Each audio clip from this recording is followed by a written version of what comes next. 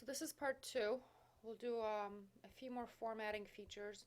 On page 100, they explain again the accounting and currency that was shown in part one.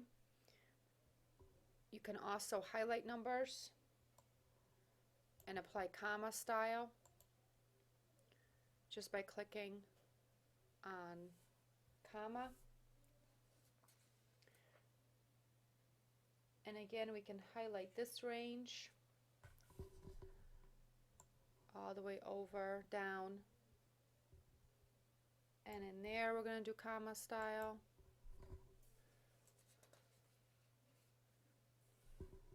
This range, make sure it's accounting. This range will be accounting. Again, this means it's not fitting. You have to stretch. Page 102, floating dollar sign. So E14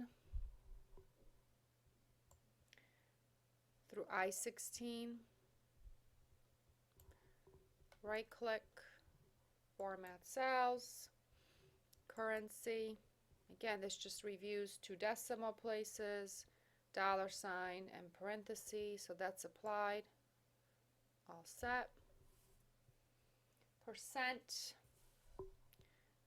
Again, to review, you want to highlight, click percent, add two decimal places.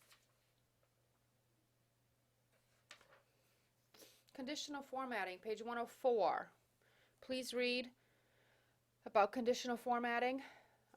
Again, it's a format that appears only when its value meets conditions. So you're going to select range D4 through 12, and we're going to use conditional formatting right here. We're going to go to a new rule, but you can also go here and you can apply various conditions. But we're going to select a new rule. We're going to format cells that contain a cell value greater than 70. And then we're going to format. Fill should be a brown color. And then font should be white. And then when you click OK, this is the format. And all the values greater than 70 show up.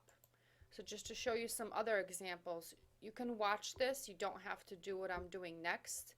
Again, just watch some examples. So I can highlight this range, and I can do greater than. So let's just say anything more than 1200. And it shows right away. Anything more than 2000, and it shows up. And then you can change here to different formatting or do custom again and choose your own format. So cancel. Duplicate values, for example. So if I highlight this and I go under duplicates, so anything that's duplicate will show up. Let's do a better example. So let me just type this in. So now it should work. We do conditional duplicate, and now how it shows. So I'm just going to get rid of that there. So this is conditional formatting. It applies format once a condition is met. So we're going to stay either in these rules or sometimes go to new rule. All right. Again, read over page 104 to page 106.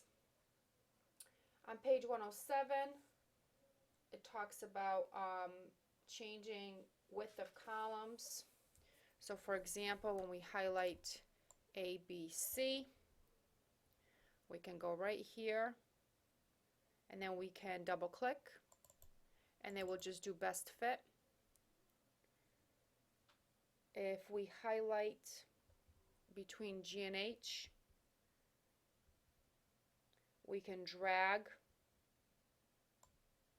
and make sure it's at 10.22. To highlight, for example, different columns, you highlight, so let's highlight these two. Actually, we'll do D and E, and then we'll do J. You hold the control key and click on J. So you highlight, hit control, J. And then we drag, let's make it 8.56, and they both adjust. So again, highlight, hit control on your keyboard, and then you can select. Page 110, 111, height of row. So if we go between 3 and 4, we can drag this down, say to 50. Make it longer. We can drag 14 down, let's just say to 35. Try to get as close as possible. 36, we'll do 36. Bring that down.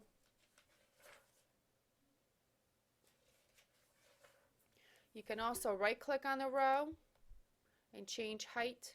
You can right click on the column, change width. Spell check. Shortcut is F7 and say yes. We're going to ignore. So again, F7 on your keyboard. Printing, different ways of printing. Under View are different ways of looking at your worksheet. Page layout. This is a header. And you can close out a header. There's your header. And then you can put in a footer. And again, you can change your name and so on.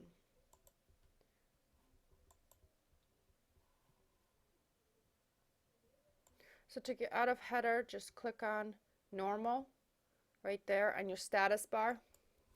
So let's go back to View, Page Break. And this shows you how the page will look. So you can stretch this and see how it gives you more pages. And then you can drag this in for printing purposes. And under Page Layout, you can set print area. So maybe I just want to print this information. You can set print area, and that's all it will print. Then you can clear print area. So why don't we go ahead and set print area just to print this section. Again, print area set, and that's all that will print.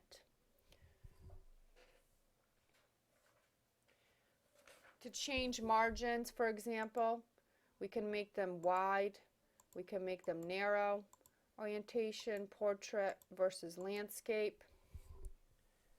Again, some other features.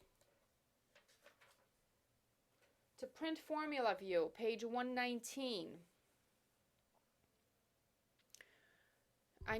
Let's just clear this again. If you go on your keyboard, again, you can refer to page 119 for directions. Hold the control key, and actually let's go back to regular view before we do this. Control key and the accent mark next to 1.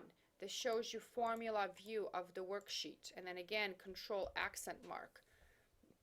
Make sure you know how to change back and forth. That's page 119. And project 2 is complete. There's no chart. Save in your folder. And we're going to continue with labs and cases.